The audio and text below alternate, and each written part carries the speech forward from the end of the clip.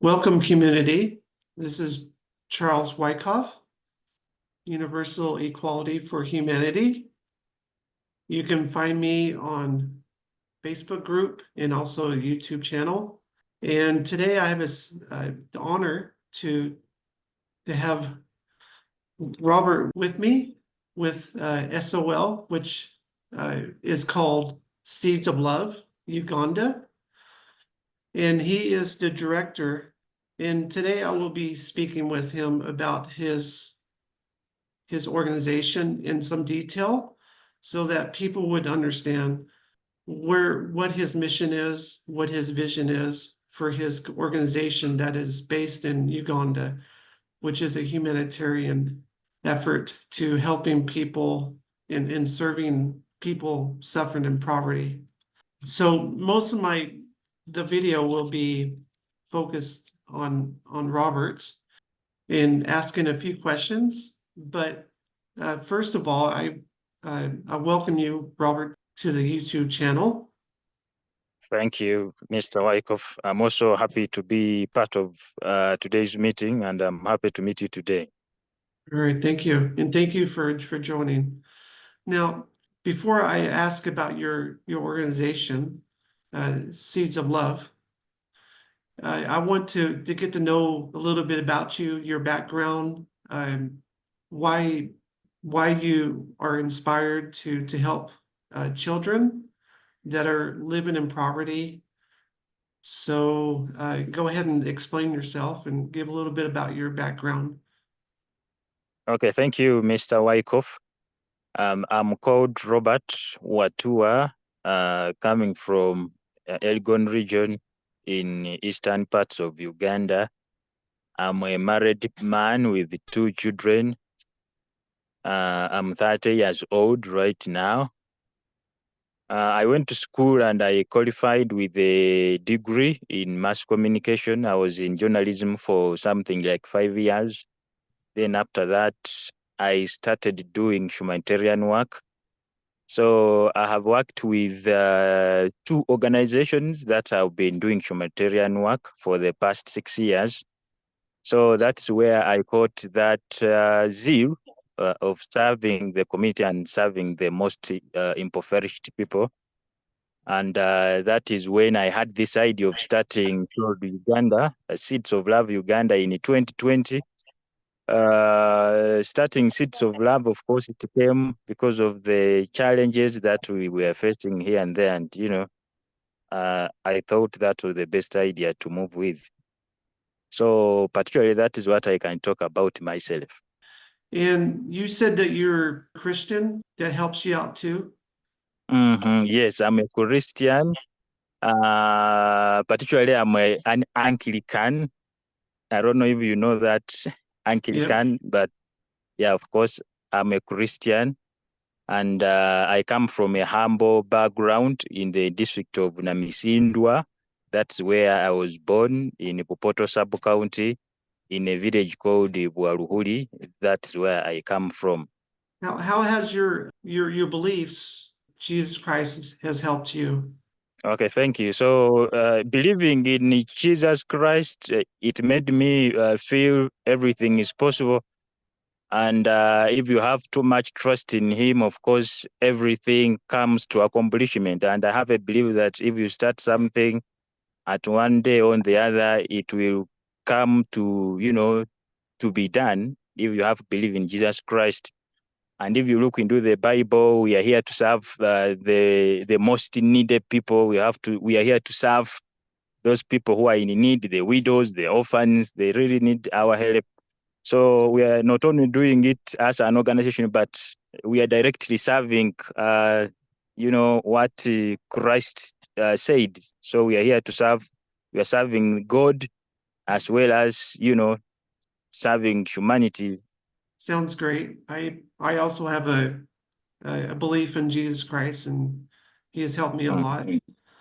Example that wants me to start this YouTube channel to find people like you and also others in the future that are trying to help people living in poverty, because that's a principle that Jesus Christ teaches, is to to serve the poor and help those that are in need. Well, thank you for your background. So you said you've been a part of 2 organizations? Yes, before we had to, to form this new one that I'm now directing. I worked in one called Hands of Action Uganda as the programs coordinator for Okay. 4 years. Then from there, I worked for another one called the Tagrim in Iganga, still in eastern parts of Uganda for 2 years. Then later, it is when we founded this one, Seeds of Love, Soul Uganda, in 2020. And how many staff members do you have in your organization? So we are having 13, and most of them are volunteers right now. There are people who are dedicated, people who have passion to serving the humanity. We're having field officers. Each district is having 1 field officer, and we have 7 districts where we are operating right now in Bugisu sub-region, and other staffs who are at office to coordinate the activities, like the programs manager, administrative assistant, monitoring and evaluation officer, plus the executive director, security guard, and those are the people that we're having right now. What keeps you busy? So what keeps us busy? Mostly we do most of the needs assessment. As I said, we're having a team of field officers in districts. So these people move around to visit homes that are in most need, so that we can have those records in our books. So as we look around, if we get funds in near future, we hope to start with those people who are in most need. So mostly it is all about that, going down in the field, looking for data, doing needs assessment, to find out people who are in need, the elderly persons, the orphans, people with albinism, those categories. We try to put them on paper so that we look for funds. And after that, the information has to be sent to the headquarters, to our offices, also to be processed. So that is what we are basically doing, and also implementing some projects where we get some little funds from our friends. Now in USA, we have some friends who are donating with the little dollars, but every money can do an impact. So the Yes. little money that we get to implement some projects, we go down to the schools, we talk to the schools, we sign memorandum of understandings, and the whole process. Then students or learners start to go to school. So implementation part also, it is part of what we are doing right now. Is it mostly focused toward orphans or in the elderly? So the organization is basically mostly we are focusing on children. And if you talk about children, they're having categories. We have those ones who are orphans. We can say total orphans. They have lost a father, they have lost a mother. Then we are looking at needy, those ones who are impoverished. They are needy.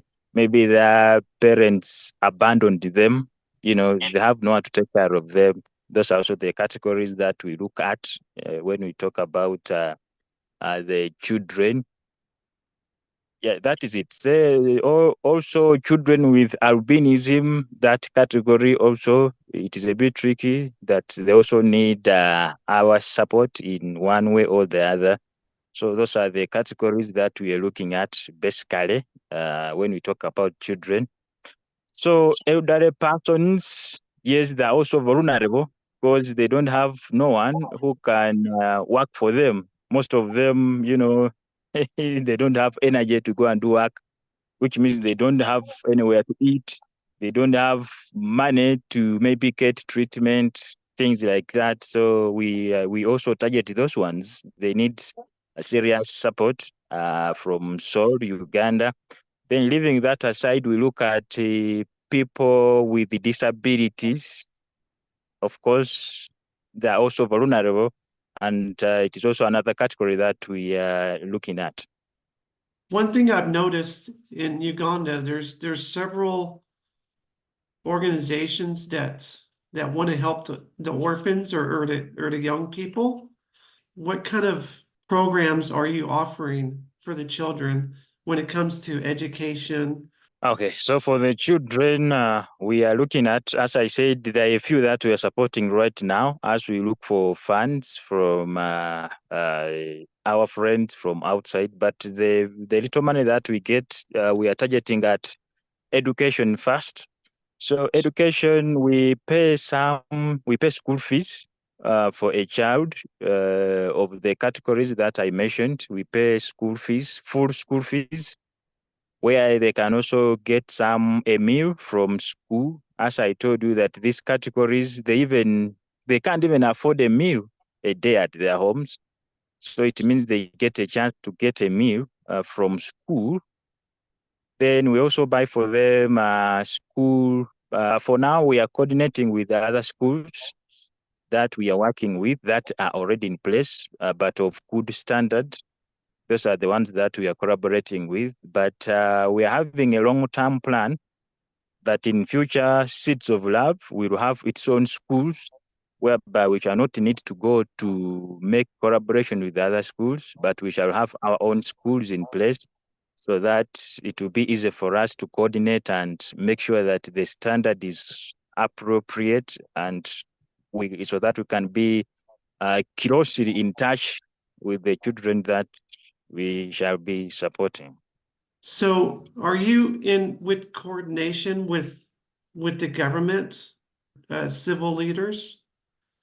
Okay, so the whole process of registering an organization, you have to pass through stages from the local council, 1, local council 2, local council 3, you go up to the district level, you register regional level. So as long as you get approval from these local officers, it means they actually recognize you, and we are closely in touch with them in implementing the programs in these schools. And we also follow the program from the Ministry of Education and Sports. So we are working under the government of Uganda, but the only tricky thing is we're a private organization, so we don't Okay, get funding from the yeah, government. yeah. Yeah, yeah. They'll work with you with your NGO. Mm-hmm. And there's no restrictions, like you can build a school. Yeah, no restrictions because of the need that is in the community. Actually, we shall be helping them to give services to the local people who are seriously in need. So just talking to them, informing them about what's going on. And All right, sounds great. Because, I'm hoping through this YouTube channel, people from around the world will hear about your organization or hear more about it. And, hopefully you'll get quite a bit of funding from people around the world, and you can be able to start schools and have an educational program for the children, and also to help the elderly that need assistance. What sponsors have you had in the past, or do you have any sponsors right now that are helping you? yes, we have at the first place, we had a sponsor, an organization from Middle East called Human Care Foundation.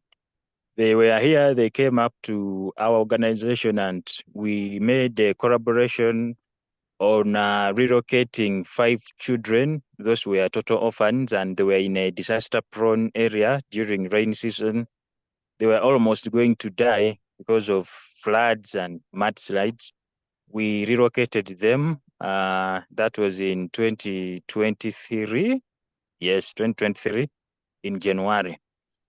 Mm. So, and we also collaborated with an organization called AFAO from US, where we had to send some food relief to people who were affected by disaster. Also, it was the same year, 2023.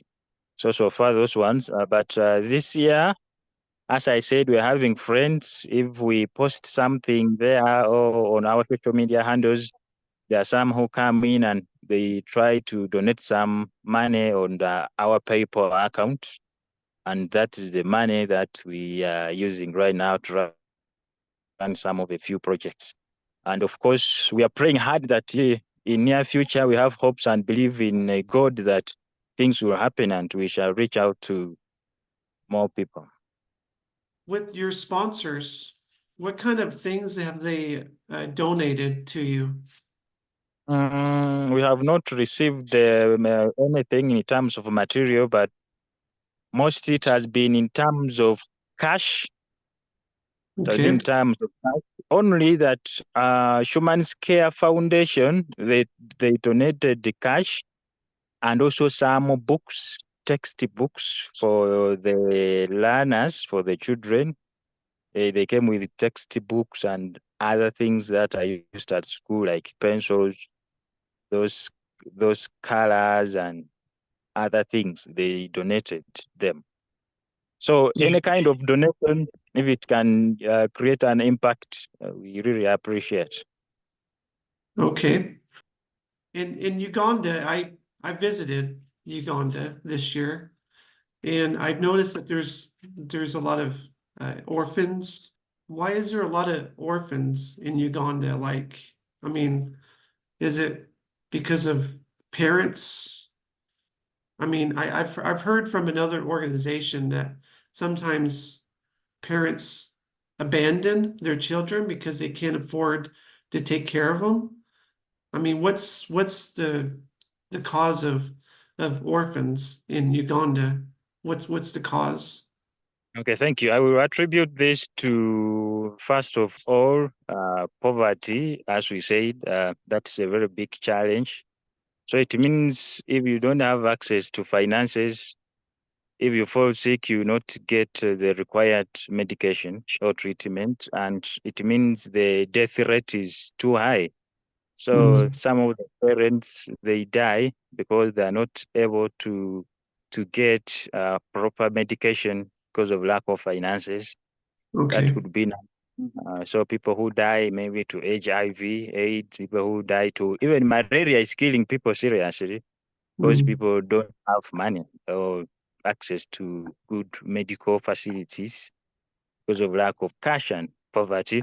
So leaving that aside, because of poverty, the other issue of abandoning children comes in because of poverty. Some of them, like in this region, they cross to other countries, mostly to Kenya. You find a home where the mother and the father, they are in Kenya and they have left only the children back in Uganda, very young. They can't do anything that is productive. And these are abandoned. They can't go to school because, they have no one to support them. So most of them are abandoned. And that is also a category that we are looking at. Then you also find a parent is there, but they went, as I said, to look for employment and they left these kids to the elderly persons, like to a grandma who is not having energy even to work because she's too old and she can't do anything productive that can generate money to take or rather to get any medical attention. I'll be posting some links of his social media accounts, including his mission statement for his organization in the description below, which is very detailed. So please look at that in the description. It's very informative. He has a lot of videos, uh, mostly short videos on TikTok, on Twitter X, and some videos on YouTube on his channel. And I appreciate that for your effort in doing that. Do you offer housing for children and the elderly? It is also another project because we talked of sponsorship project mostly, but we're having two projects. So the other one is what we call disaster relief project. This one is basically focusing on people affected by landslides and mudslides. We are in a disaster-prone area. We're in the mountainous region of Mount Elgon. We're on the slopes of Mountain Elgon, and during rain seasons, we are affected with landslides, mudslides. There are very people who are still staying in disaster-prone areas. There are people who are dying because they are in disaster-prone areas. So we are having a plan that in near future we must have a basket where we can get funds from our friends in our basket. And when a disaster happens, we can run there very fast and provide food relief. We provide maybe water filters. People can get access to quality or clean water in these disaster-prone areas. And also we look at relocating people who are in disaster-prone areas. If we can get funds in near future in our basket, we shall be looking at relocating people who are in disaster-prone areas so that they can be brought to safer places that are not too mountainous or that are not too prone to landslides and mudslides. So the issue of building for children and elderly or PWDs, we have not started on that yet because of lack of finances, but we're having that project on paper that in future, if we get funds, it will be the best thing to go because we shall be saving lives of people who die every year because of disaster. Okay, sounds good. What do you need? What kind of supplies do you need to support your organization? So mostly it is finances, but of course, even any other type of material, let I say clothes, you can, get them for orphans and needy children. Maybe shoes, if someone can donate shoes, can donate school bag, can donate books, can donate textbooks, things like that. If they can donate, things that can be of great impact to the categories of people that I mentioned above, it will be really, really so good for the organization. All right. Are you involved with building wells?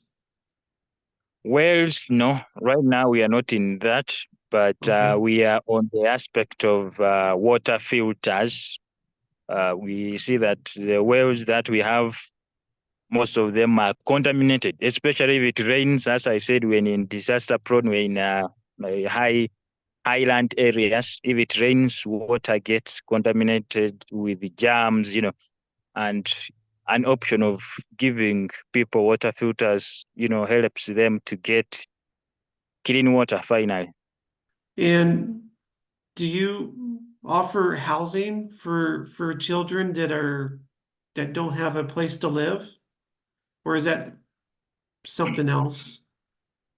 Or Mhm. So an orphanage, we had an orphanage where we are supporting 5 children okay. in Mbale. So still we are looking at how we can expand this. As I said, the need is too much. There are very many people who come. There are very many street kids. The Yeah. need is too much. But of course, finances, that one has been an issue. But we look forward to, reaching out to many other children who are in need. Yes, the need is great. I mean, like I said, when I visited there is quite a bit of poverty, and there's a lot of need. I hope and pray that this channel will reach to many people around the world, so that we can start working on solutions toward helping children get an education and have housing and clean water and food and all the other services that you provide. I'll be visiting with you from time to time to check up on updates on how your organization is doing. So another thing about Robert is that he has a website. It's www.soluganda.com, but unfortunately it's not running right now. But he's working really hard to find the resources to get it back running so that people can be informed on the progress of his organization. So please donate some funds so that he can get his website up and running again. So we would really appreciate that.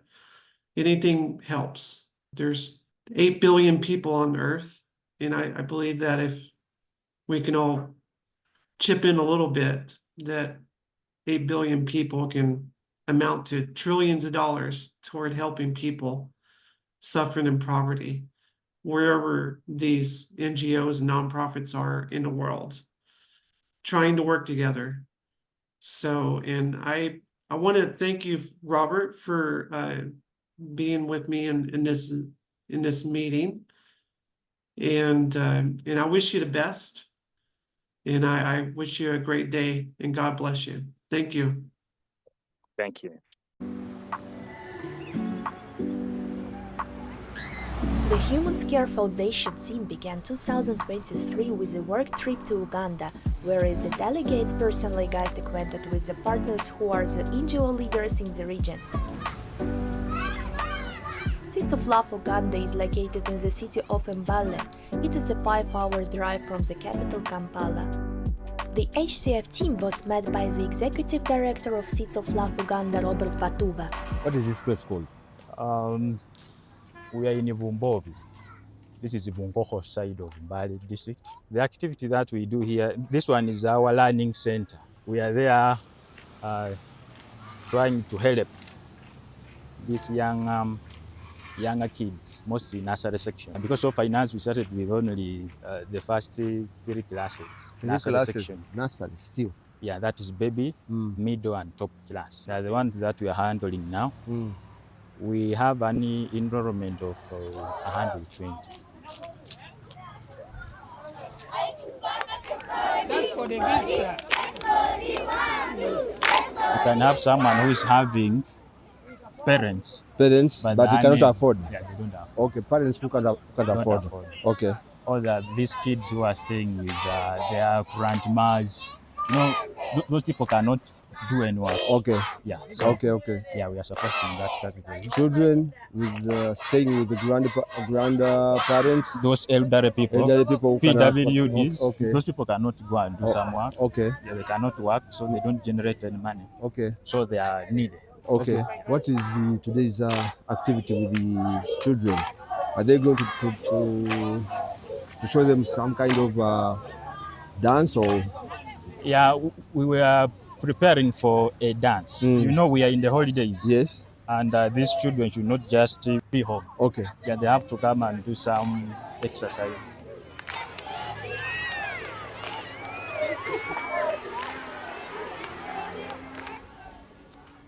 After the meeting with students at school, the team, the leadership of the organization, and representatives of the local administration climbed the mountains. One of the problems of this region is landslides, so the participants examined all potentially dangerous places. What is this place and why are we here? So we are in Kasonko village. It is in Bunkoko sub-county. This is Mbale district. And we are here to see one of the places that was affected with the landslide. That was last year in August. There were many people who were staying up here. Because of landslides, they were affected and some of them were shifted still to the same danger zones to see how we can sometimes help these people. Elgon is somewhere else, just a slope of Elgon. You mean there's something higher than this? If you go to Bududa, it is worse. So we are talking of landslides. We are in Mbale. We have others in Bududa. Namisindu also worst hit. Okay. Then Strong also you had of issues of Strong last year. The other side. Also they are also having issues of landslides. Okay.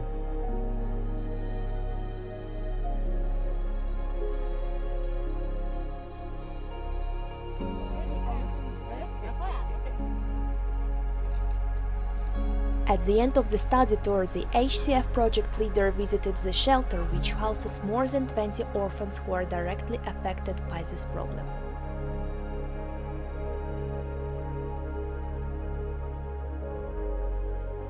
As a result of the acquaintance, both sides have reached agreements on cooperation and financing for relocation of children from a dangerous area to an orphanage, where they will receive housing, medical care, food, and education. And this is not the end of the story with Seeds of Love Uganda. All stages of the collaboration will be published on our official media resources. The Human Care Foundation team thanks Seeds of Love Uganda for a great job. I'm called Robert Watuwa. I'm the director, Seeds of Love, Seoul, Uganda. I'm very happy to receive visitors, friends from Human Care Foundation, so that they are safe in our home. Thank you so much. We are so grateful. Thank you.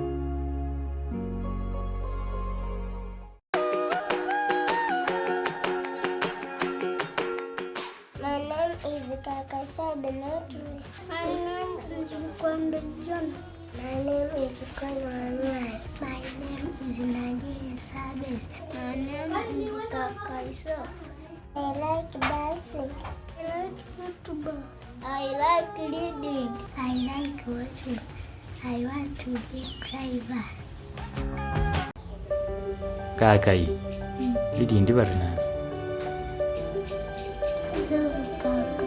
Sofi Kakai, ulolomu. Wamira wayena, wamanyesu wanga. Barina baranga yore. Ulorana. Picasso, Bahulanga barinani. Bamulanga bari moving. Kan barina. Koni. Wamira.